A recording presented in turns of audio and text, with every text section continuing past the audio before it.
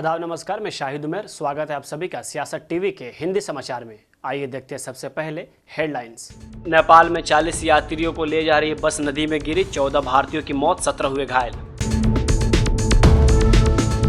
NCP SP नेता रोहित पवार का बड़ा दावा, कहा महाराष्ट्र चुनाव में 60 से ज्यादा सीटें नहीं जीत पाएगी भाजपा।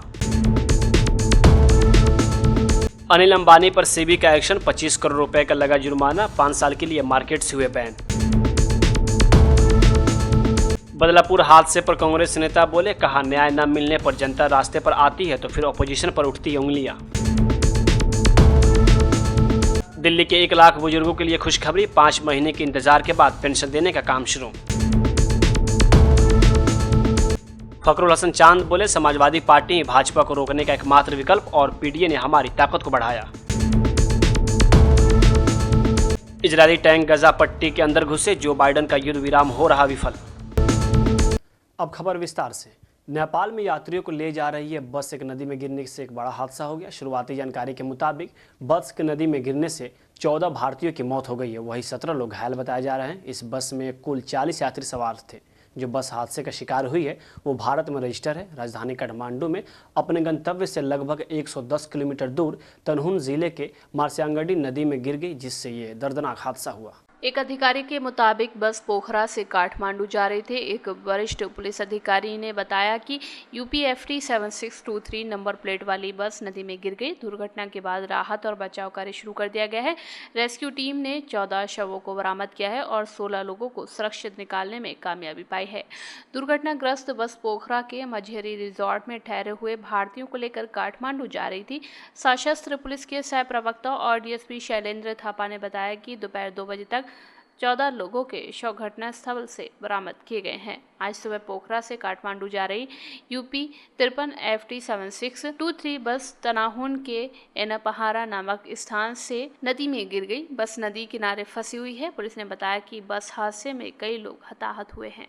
महाराष्ट्र में इस साल अक्टूबर-नवंबर में विधानसभा चुनाव होने वाला है। इस चुनाव को लेकर राकपा एसपी नेता रोहित पवार ने भाजपा के प्रदर्शन को लेकर बड़ा बयान दिया है। उन्होंने कहा कि राज्य में भाजपा 60 से ज़्यादा सीट नहीं जीत पाएगी। उन्होंने चुनाव की तारीखों को लेकर भी बड़ा बयान दिया।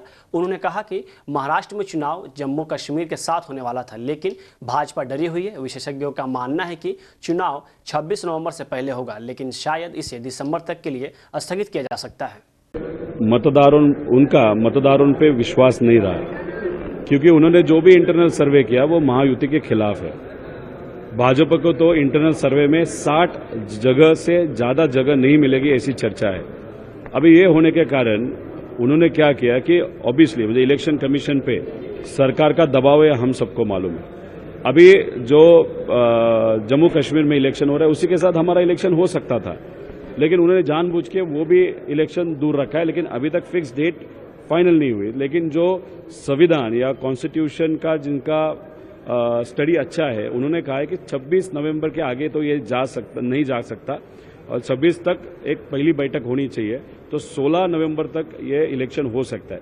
लेकिन अभी क्या है कि ये भाजपा का सरकार जो महायुति है वो डरी है, इसीलिए ऐसी अभी चर्चा चालू कर दी है कि शायद और आगे जा सकता है, दिसंबर में ज्यादा आ सकता है। अगर उन्होंने वो एक्सटेंड किया तो एक नागरिक जो है या मतदार है उनके बारे में महायुति के लोगों का विश्वास नहीं रहा, वो उनको मतदान नहीं करेंगे ऐसा उनको कंक्लूजन करना पड़ेगा। दूसरी बात, ये संविधान के खिलाफ है जो भाजपा और महायुति है। ऐसे में जो गवर्नर रूल प्रेसिडेंट रख सकता है। अभी प्रेसिडेंट तो उन्हीं का सुनता है, अभी गवर्नर भी उन्हीं का सुनता है। जो पहले वाले गवर्नर थे वो बैलेंस भूमिका लेते थे, इसीलिए शायद इलेक्शन के बहुत पहले उनको निकाल दिया गया और नए गवर्नर साहब को वहां पे ला दिया, क्योंकि ये नए गवर्नर साहब जो संगठन RSS है जो कहेगी या भाजपा या बड़े नेता जो कहेंगे वही वो करेंगे। इसीलिए शायद उनको इलेक्शन के एकदम पहले महाराष्ट्र में लाके बिठाया है, ताकि आगे जाके जब गवर्नर रूल लाया जाएगा तब जो भी दिल्ली वाले नेता बोलेंगे या महाराष्ट्र के नेता बोलेंगे वो करेंगे। ये संविधान के खिलाफ है और ये जो लोकशाही उसके खिलाफ है और लोग जो है जो मतदार है उनके विचारों के खिलाफ है। जम्मू कश्मीर विधानसभा चुनाव में नेशनल कॉन्फ्रेंस कांग्रेस के 20 सीटों को लेकर बंटवारे पर जम्मू कश्मीर नेशनल कॉन्फ्रेंस के नेता उमर अब्दुल्ला ने कहा कि ज़्यादातर सीटों पर हम सर्वसम्मति बना चुके हैं। कुछ सीटों पर हम अड़े हुए हैं, कुछ सीटों पर कांग्रेस के क्षेत्रीय नेता अड़े हुए हैं। आज हम फिर चर्चा करेंगे और कोशिश करेंगे कि जहां तक हो सके बाकी सीटों को गठबंधन की सीमा में लाकर अपने उम्मीदवारी का ऐलान किया जाए। सर, कल अलायंस की बात हो रही थी, तो क्या कंसेंसस बिल्ट अप हो गया है between national conference Congress and? काफी हद तक मैं कह सकता हूं कि ज्यादातर सीटों पे हम कंसेंसस जो है बना पाए हैं। कुछ सीटों पे हम अड़े हुए हैं, कुछ सीटों पे कांग्रेस के जो लोकल लीडर हैं वो अड़े हुए हैं। आज फिर बैठेंगे और कोशिश करेंगे कि जहां तक हो सके जो बाकी सीटें हैं उनको हम जो है अलायंस के दायरे में लाके अपने उम्मीदवार जो हैं वहां पे ऐलान कर सकेंगे। सर, क्या कुलगाम में नेशनल कॉन्फ्रेंस सीपीआईएम को सपोर्ट करेगी? इस तरह का भी फैसला हुआ नहीं है। जब आखिरी लिस्ट तैयार होगा और हमारे सदर फारूक साहब उस पर मंजूरी देंगे, सारा कुछ आपके सामने होगा। मैं एक एक सीट का यहाँ पे जवाब नहीं दे सकता हूँ कि कौन सी सीट नेशनल कॉन्फ्रेंस के पास होगी, कौन सी सीट कांग्रेस के पास होगी और क्या ऐसी कोई सीटें हैं जो हम किसी और पार्टी के लिए छोड़ें। ये फिलहाल मैं अभी इसमें कुछ कह नहीं सकता। केंद्रीय मंत्री शिवराज सिंह चौहान ने झारखंड मुक्ति मोर्चा के वरिष्ठ नेता चंपई सोरेन का जिक्र करते हुए झारखंड के मुख्यमंत्री हेमंत सोरेन पर उनके सभी करीबियों के साथ विश्वासघात करने का आरोप लगाया। चौहान ने आरोप लगाया कि ऐसा कोई सगा नहीं जिसको हेमंत ने ठगा नहीं। चौहान ने हेमंत की भाभी सीता सोरेन के पार्टी विरोधी गतिविधियों के लिए झामुमो से निष्कासन का भी जिक्र किया। लेकिन मुझे समझ में नहीं आता हेमंत सोरेन डरे हुए क्यों हैं। झारखंड को तो अराजकता के गर्त में उन्होंने झोंक दिया है, लेकिन युवा न्याय मांगने आ रहे हैं। युवा कह रहे हैं कि आप ही ने कहा था 5,000 से लेकर 7,000 रुपया बेरोजगारी भत्ता दिया जाएगा, आपने नहीं दिया। आपने नौकरियां देने की बात की थी, आपने नहीं दी। अब जब युवा हक मांगने आ रहा है, न्याय मांगने आ रहा है, तो हेमंत सरकार डरी हुई क्यों है? लोकतांत्रिक आंदोलन को कुचलने की कोशिश क्यों कर रही है? रात भर हमारे कार्यकर्ताओं जगह जगह रोका गया, बसों से उतारा गया, प्रताड़ित किया गया। और हेमंत जी क्या नौजवानों का स्वागत ऐसे करते हैं? कटीले और नुकीले तारों की बाड़ें लगा दी गई है। ऐसा लग रहा है झारखंड के युवा नहीं कोई आतंकवादी आ रहे हो। मैं हेमंत जी कहना चाहता हूं आपकी सरकार से, अहंकार तो रावण का भी नहीं रहा। अगर आप ये सोचते हो कि न्याय और अधिकार की लड़ाई को ऐसे कुचला और दबाया जा सकता है, तो ये गलत है।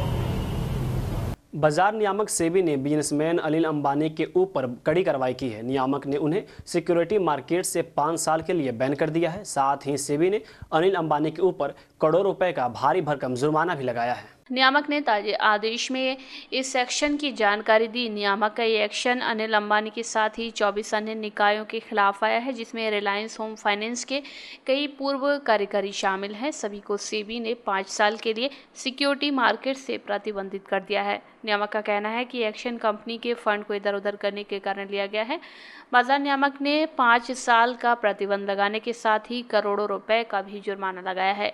अनिल अंबानी के ऊपर नियामक के द्वारा 25 करोड़ रुपए का भारी भरकम जुर्माना लगाया गया है। सेबी ने अनिल अंबानी के ऊपर किसी भी लिस्टेड कंपनी से प्रबंधकीय पद लेने से भी रोक दिया है। नियामक के एक्शन की जद में कंपनी भी आई है। अपनी कंपनी रिलायंस होम फाइनेंस को सिक्योरिटी मार्केट से 6 महीने के लिए प्रतिबंधित किया गया है। साथ ही कंपनी के ऊपर 6 लाख का जुर्माना लगाया गया है। सेबी ने 222 पन्नों के अपने अंतिम आदेश में कहा है कि अनिल अंबानी ने रिलायंस होम फाइनेंस के प्रबंधकीय पदों पर तैनात लोगों की मदद लेकर फ्रॉड को अंजाम दिया। इस तरह उन लोगों ने मिलकर रिलायंस होम फाइनेंस के पैसों को इधर उधर किया है। पैसे उनके जुड़े निकायों को लोन के नाम पर इधर उधर किए गए। वकौल सेबी कंपनी के बोर्ड ने उन गतिविधियों पर कड़ी आपत्ति भी दर्ज की है, लेकिन प्रबंधन ने उसे इग्नोर किया। नियामक ने इसे कंपनी संचालन में गंभीर गड़बड़ी मानी है। कोलकाता के आरजीकर मेडिकल कॉलेज एवं अस्पताल में दुष्कर्म हत्या मामले में सुप्रीम कोर्ट की सुनवाई पर कांग्रेस नेता पवन खेड़ा ने कहा कि डॉक्टरों के मन में एक असुरक्षा और भय का माहौल है, उसको दूर करना हमारी जिम्मेदारी है। हम राजनीति में हो, अदालतों में हो या फिर मीडिया में हो, हमारी जिम्मेदारी बनती है कि लोगों के मन में जो भय है वो दूर होना चाहिए। देखिए, जांच के बीच में जहां कोर्ट तक इन्वॉल्व हो, इस तरह की टिप्पणियां कर हल्की राजनीति खेलना गलत होता है। इंतज़ार कीजिए, जांच के कई पहलू हैं, सारे पहलू सामने आने दीजिए, उसके बाद इस पर चर्चा करेंगे। डॉक्टर्स के मन में एक असुरक्षा का और भय का माहौल है, उसको दूर करना हम सबकी जिम्मेदारी है। हम राजनीति में हों या अदालतों में हों या मीडिया में हों, हमारी ये जिम्मेदारी बनती है कि लोगों के मन में और समाज में जो भय है महिलाओं को लेकर, वो दूर होना चाहिए। कांग्रेस नेता विजय वडेट्टीवार ने बदलापुर के एक स्कूल में 2 बच्चियों के साथ हुए यौन शोषण के मामले में सरकार पर निशाना साधते हुए कहा कि इनकी संवेदनाएं खत्म हो चुकी है, ये सत्ता की मस्ती में अपना पाप छुपाए जा रहे हैं। उन्होंने कहा कि न्याय न मिलने पर जब जनता रास्ते पर आती है तो फिर अपोजिशन पर उंगली उठाई जाती है। इनकी संवेदनाएं खत्म हो चुकी है। ये सत्ता के धुन में, मस्ती में अपना पाप छुपाने का काम किए जा रहे हैं। अगर इतनी बड़ी घटनाएं होती है, एक निर्भया का प्रकरण जब दिल्ली में हुआ था, पूरे देश में इस घटना के बारे में पूरा देश को बंद होना पड़ा और बेचारी वो निर्भया को न्याय मिलने तक लड़ना पड़ा। वही जब पश्चिम बंगाल में एक डॉक्टर के ऊपर अत्याचार हुआ तो वहां पे किस पार्टी ने अपने झंडे लहराए और किस पार्टी ने इसकी राजनीति किया, ये भी जरा पता ये कुर्सी पर बैठने वालों ने किया चाहिए महाराष्ट्र के। सवाल ये आता है कि जनता जब पूरी के पूरी न्याय न मिलने की वजह से रास्ते पर आती है तो उसको पॉलिटिकल मोटिवेशन का मामला, उसको नाम दिया जाता है या उसके ऊपर अपोजिशन के ऊपर उंगली दिखाई जाती है। इसमें राजनीति बताई जाती है। जो 300 फुटेज सीसीटीवी फुटेज में आए आरोपी, क्या वो बाहर के? वो बाहर के जिनको अरेस्ट किया गया था वो एक नाम बताए बाहर के। तो जनता, ये बदलापुर के जनता का उद्रेक था और उसको तुम कार्रवाई को अपने पार्टी के, अपने विचारों के लोग होने की वजह से होम डिपार्टमेंट उनको बचाना चाहते और सीएम अगर ऐसी भाषा करते, ये पॉलिटिकल मोटिवेटेड कार्य, ये आंदोलन था, तो सबसे दुख की बात है।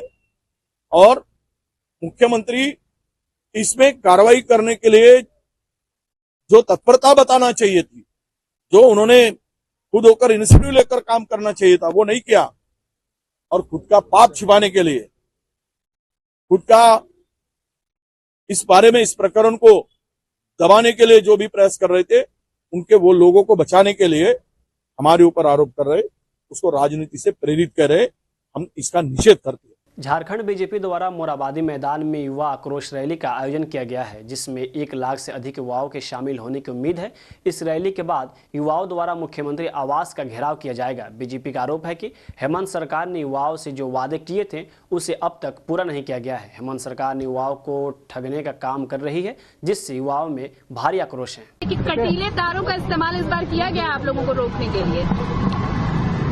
देखिए, आक्रोश रैली है, युवाओं की आक्रोश रैली है और पूरे झारखंड के युवा आक्रोश है। युवा ही नहीं, पूरे सभी समुदाय, जितने महिलाएं भी आक्रोश है, बुजुर्ग भी आक्रोश है, क्योंकि सरकार की जो रवैया है, 4.5 साल पूरा कर लिए हैं, अभी तक विकास कहीं भी नजर नहीं आ रहा है। विकास किन का हो रहा है? विकास सिर्फ अपने का हो रहा है, मंत्रियों का हो रहा है। देख ही रहे हैं आप, जेल में मंत्री लोग हैं अभी भी। और ये सरकार से कुछ होने जाने को नहीं है। ये सरकार पूरे तरह से विफल है इस राज्य में। और आज जो युवाओं का रैली है, आक्रोश रैली है, पूरे चारों तरफ से रोका जा रहा है। युवाओं को पहुंचने नहीं दिया जा रहा है। जहां पर हमारा कार्यस्थल है वहां पर पहुंचने नहीं दिया जा रहा है और पूरे तरह से ये जो सरकार इसमें लगी हुई है कि इनका जो प्रोग्राम है पूरे तरह से विफल हो। लेकिन ये प्रोग्राम सक्सेस होगा, सभी आएंगे। ये सरकार क्यों नहीं सुनना चाह रही है? जो आक्रोश रैली के माध्यम से युवाओं का जो मनसा है वो अपना बातें ही तो रखना चाह रहे हैं। और क्या है, क्या विकास किए हैं? जो भी वादे किए हैं चुनाव के समय में, वो वादे कोई पूरा हुआ क्या? वो पब्लिक बताएंगे। जिस समय चुनाव होगा ना, पूरे तरह से उस समय ये सरकार को किस तरह से और विफल हुए हैं उसका जवाब मिल जाएगा। जब चुनाव आएगा तो ये सरकार को उखाड़ फेंकने का काम हमारी इस झारखंड की जनता करेंगे। जेएमएम भी तो प्रदर्शन कर रहा है, हल्ला बोल कर रहा है जेएमएम। दिल्ली के बुजुर्गों के लिए आज का दिन खुशखबरी लेकर आया है। खबर यह है कि राष्ट्रीय राजधानी के 1 लाख बुजुर्गों को पिछले 5 माह से पेंशन मिलने का इंतजार कर रहे थे। पेंशन समय पर नहीं मिलने से बुजुर्ग निराश थे। अब उन्हें इसके लिए और इंतजार नहीं करना होगा। दिल्ली सरकार में मंत्री आतिशी ने कहा कि बुजुर्गों के खाते में पेंशन डाले जा रहे हैं। इस मसले को लेकर आतिशी ने आज एक प्रेस कॉन्फ्रेंस भी की। दिल्ली में 4 लाख बुजुर्गों को वृद्धावस्था पेंशन मिलती है। इन 4 लाख बुजुर्गों को जिनको वृद्धावस्था पेंशन मिलती है, 1 लाख ऐसी पेंशन है जिसका कुछ हिस्सा केंद्र सरकार से आता है।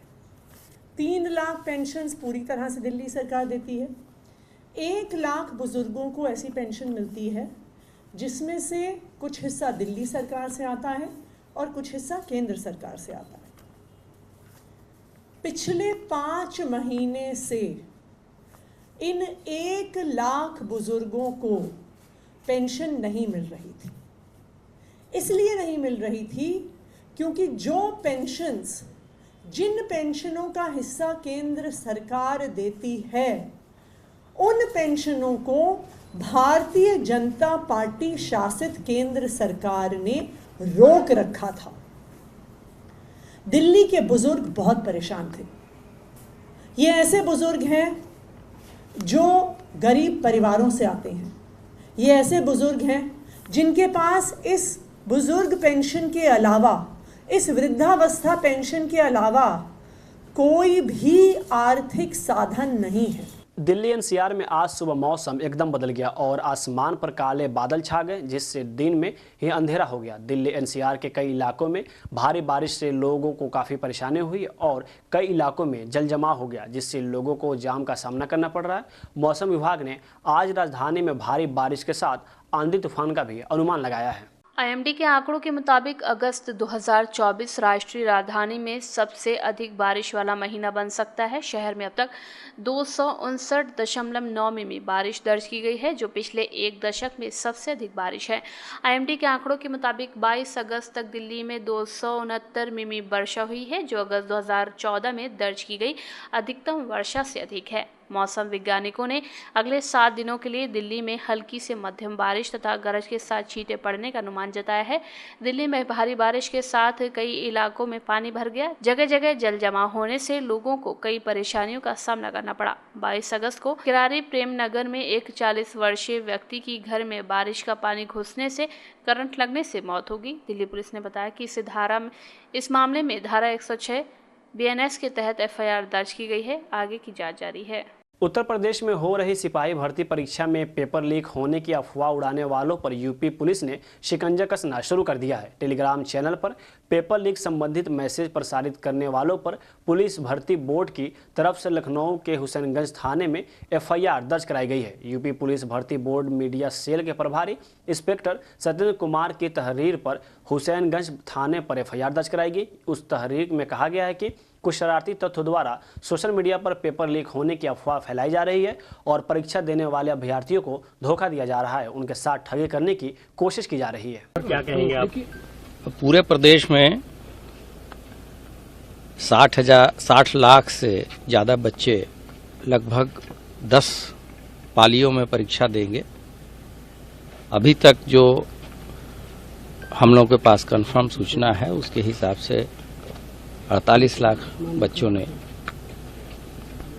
के इस परीक्षा में शामिल होने के बारे में ज्ञात हुआ है और प्रदेश के 67 जनपदों में ये परीक्षाएं 5 दिनों में 2-2 पालियों में संपन्न होगी। आज प्रथम पाली की परीक्षा चल रही है।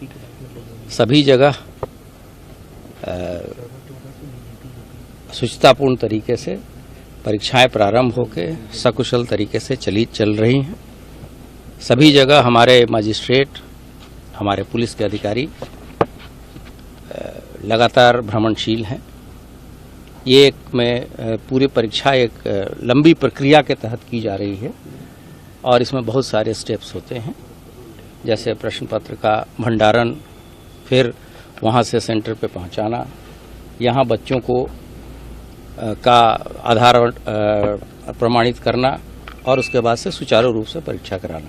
समाजवादी पार्टी के नेता फखरुल हसन चांद ने पार्टी का रुख साफ करते हुए भाजपा पर करारा तंज कसते हुए कहा कि लेटरल एंट्री को लेकर जिस तरह से अखिलेश यादव ने देशव्यापी आंदोलन का ऐलान कर दिया था और सरकार को झुकना पड़ा था, ये पीडीए की ताकत है, यही बीजेपी को हराएगी। वक्फ बिल संशोधन 2024 के मुद्दे पर टीडीपी और जेडीयू भी सरकार के साथ नहीं है और विपक्षी पहले से ही विरोध में है, इसलिए ये बिल जेपीसी में गया। हमें पूरा भरोसा है कि ये बिल वापस होगा। परीक्षा जो है बिना पेपर लीक संपन्न हो, ये समाजवादी पार्टी भी चाहती है कि नौजवानों को रोजगार मिले। बहुत बड़ी संख्या में बेरोजगार नौजवानों ने इसमें जो फॉर्म है वो अप्लाई किया है। तो समाजवादी पार्टी समझती है कि ये परीक्षा बिना पेपर लीक संभव हो सके, इसके लिए पुलिस ने और सरकार ने जो तैयारी की है वो पुख्ता होनी चाहिए। नौजवानों को रोजगार मिले, पुलिस भर्ती सकुशल हो, ये समाजवादी पार्टी की ये चाहती भी है और समाजवादी पार्टी समझती कि नौजवानों को रोजगार मिलना चाहिए, बेरोजगार नौजवानों को रोजगार मिलना चाहिए। देखिए, पूरे देश में समाजवादी पार्टी भारतीय जनता पार्टी का मुकाबला करने के लिए तैयार है। लोकसभा के चुनाव में जिस तरीके से समाजवादी पार्टी ने भारतीय जनता पार्टी की बहुमत की सरकार बनने से रोका, वो किसी से छुपा नहीं है और ये कहा जाता है कि दिल्ली का रास्ता उत्तर प्रदेश से होता हुआ जाता है और उत्तर प्रदेश ने दिल्ली के रास्ते को उसमें जो अड़चन थी बहुमत की सरकार बनने से रोका है। तो आदरणीय अखिलेश यादव जी जिस बात को कह रहे हैं वो बात बिल्कुल सही है कि समाजवादी पार्टी ही एकमात्र ऐसी पार्टी जो पूरे देश में भारतीय जनता पार्टी को रोक सकती है। पीडीए की ताकत ने समाजवादी पार्टी की ताकत को बढ़ाया है। मध्य प्रदेश में रीवा और सागर में जर्जर मकान दीवार गिरने की घटना के बाद अब इंदौर के महू में गंभीर हादसा हो गया। यहां एक फार्म हाउस की छत गिरने की वजह से उसमें 6 मजदूर दब गए, जिसमें से 5 मजदूरों को बाहर निकाला गया, लेकिन उनकी मौत हो चुकी थी। वहीं एक मजदूर की तलाश अभी भी जारी है। प्रशासन की टीम मौके पर पहुंची, जहां 3 जेसीबी, 1 पोकलेन की मदद से मलबा हटाने का काम जारी है। पुलिस फार्म हाउस के मालिक की तलाश कर रही है। इंदौर कलेक्टर आशीष सिंह के मुताबिक महू तहसील के अंतर्गत चोरल गांव में निर्माणाधीन मकान की छत गिरने से यहां कार्यरत कुछ मजदूरों के दबने की सूचना मिली है। कलेक्टर आशीष सिंह ने बताया कि यहां एक निर्माणाधीन मकान में कल स्लैब डाली गई थी और रात में मजदूर उसी के नीचे सो गए थे। स्लैब गिरने से 6 व्यक्तियों के दबे होने की सूचना मिली है। उन्होंने बताया कि फिलहाल अभी तक 5 डेड बॉडी मलबे से निकाली गई हैं। पुलिस और प्रशासन के अधिकारी यहां पहुंच गए और राहत और बचाव कार्य जारी है। मौके पर पुलिस अधीक्षक ग्रामीण हितिका वासर, एसडीपीओ उमाकांत चौधरी, एसडीएम चरणजीत सिंह हुड्डा सहित अन्य प्रशासनिक अधिकारी मौजूद हैं। बता दें कि इसी महीने रीवा और सागर में गंभीर हादसे हुए थे। रीवा में दीवार गिरने से 4 मासूमों की मौत हो गई थी, जबकि सागर में जर्जर मकान गिरने से 9 बच्चे काल के गाल में समा गए थे। एक सिमरौल थाना अंतर्गत चोरल में एक रिसोर्ट जो निर्माणाधीन था, उसमें कॉटेज उसके बन रहे थे, उसकी छत डली हुई थी, पिछले करीब 1-2 दिन पुरानी ही लग रही है और वहां पर वो पूरी छत गिर गई है। उसमें नीचे जो लोग सो रहे थे 5 लोग थे, जिसमें एक ठेकेदार भी बताया जा रहा है जो पवन पांचाल है, बांसवाड़ा का रहने वाला है, अभी वर्तमान में राव में निवास करता है, और 4 अन्य लोग हैं जिसमें 2 शाजापुर के बताए जा रहे हैं और एक अन्य व्यक्ति है राजा नाम का। तो ये ऐसे करके 5 लोगों को अभी यहाँ से रेस्क्यू किया गया है एसडीआरएफ और हमारे सभी पुलिस की टीम के द्वारा, और उनको जिला अस्पताल भेजा गया है और जिला अस्पताल से पुष्टि होगी। अभी देखने पे प्राथमिक तौर पे लग रहा है कि सभी की मृत्यु हो चुकी है। फिर कहाँ की घटना है, फिर ये पूरा प्रेमाइसिस का नाम क्या है, किसके हैं ये चोरल रिवर रिसोर्ट के नाम से ये अभी निर्माण ही हो रहा है, जिसमें 6 कॉटेज यहाँ पर निर्माण हो रहे हैं और काफ़ी कमज़ोर इनकी बिल्डिंग है और वहीं पर इन्होंने सीमेंट की छत डाली है जिसमें कि प्लेट का भी नीचे इस्तेमाल जो सेंटिंग का होता था वो भी नहीं किया गया है। संभवतः उसी की वजह से इसमें जो एजेंसियां हैं वो अभी इसकी जांच करेंगी इसमें और क्या चीज़ें हैं। और नदी के किनारे पे ये बन रहा था तो इसमें आगे एजेंसियां जांच करेंगी। अभी इसमें 3 लोगों की पार्टनरशिप इसमें अभी तक सामने आई है जिसमें एक डॉक्टर विकास हैं और भरत डेमले और उनके परिवार के महिलाओं के नाम पर ही है, 3 लोगों के नाम पर ही है रिसोर्ट।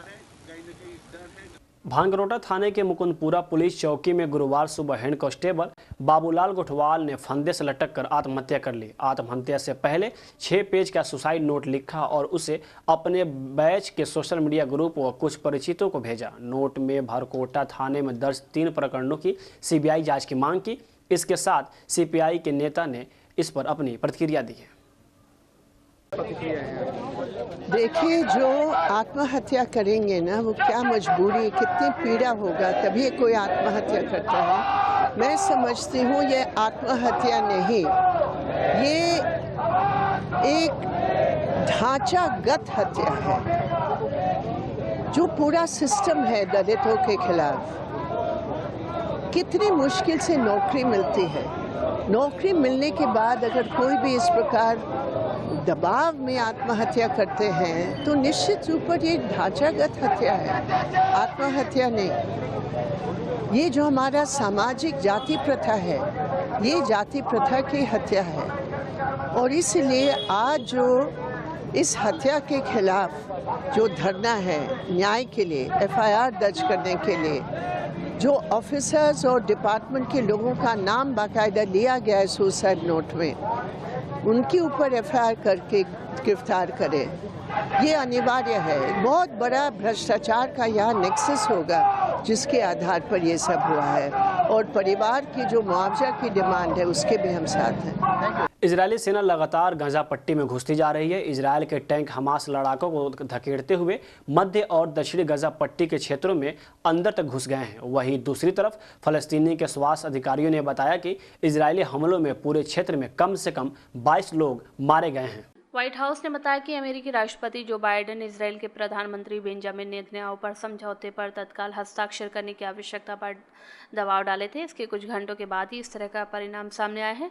युद्ध विराम पर महीनों से चल रही वार्ता में बंधकों की रिहाई और गाजा में युद्ध विराम के मुद्दे घूम रहे हैं, लेकिन इसराइल और हमास अपनी मांगों पर दृढ़ता से अड़े हुए हैं। गाजा के चिकित्सकों ने बताया कि उत्तरी गाजा के शहर बेत लाहिया में एक घर पर हुए हमले में 11 लोग मारे गए, जबकि मध्य गाजा पट्टी के अल मगाजी शिविर में एक घर पर हुए हमले में एक स्थानीय पत्रकार समेत 6 लोगों की मौत हो गई। दक्षिण में अलग अलग हमलों में 5 अन्य लोग मारे गए हैं। इजरायली सेना ने कहा कि उसने मध्य गाजा में देर अल बला और दक्षिण में खान यूनिस में अपने अभियान को तेज किया है। पिछले 24 घंटों में दर्जनों सैन्य ठिकानों को ध्वस्त किया गया, हथियारों का पता लगाया गया और कई लोगों को मारा गया। नेतन्याहू का कहना है कि युद्ध तभी समाप्त होगा जब हमास को समाप्त कर दिया जाएगा। इसराइल का कहना है कि बंधकों और कैदियों की अदला बदली के लिए युद्ध विराम केवल एक अस्थायी विराम होगा। गाजा के निवासियों ने बताया कि इजरायली टैंक खान यूनिस के अल करारा और हमाद क्षेत्रों में पश्चिम की ओर बढ़ गए हैं। ऐसे में कई परिवारों को उनके घरों और तंबुओं से बाहर निकाला जा रहा है। कई बार टैंकों और ड्रोनों से भारी गोलीबारी भी हो रही है। हिंदी समाचार यही समाप्त होता है। मुझे दी इजाजत। बाकी खबरों के लिए बने रहें सियासत टीवी के साथ।